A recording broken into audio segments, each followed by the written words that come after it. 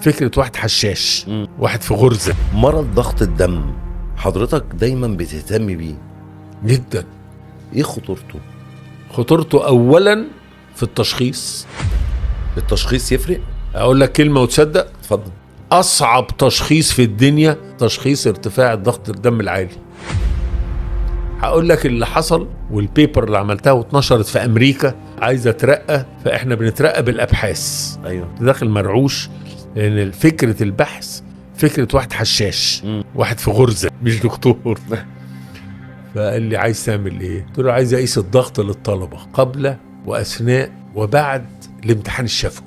فبص لي كده قال لي عايز تدرس ايه؟ قلت له عايز ادرس تاثير الانفعال على الضغط. عملت 1000 طالب ما شاء الله.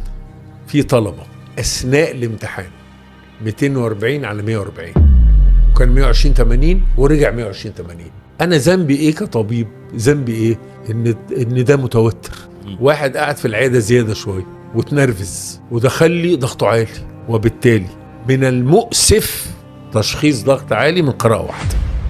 عشان كده اخترعوا لنا جهاز جميل جدا اسمه هولتر، يتحط على الايد ويقيس 48 ساعه، كل تلت ساعه يقيس، وانت نايم وانت صاحي، وواحده متخانقه مع جوزها هنعرف، وهكذا.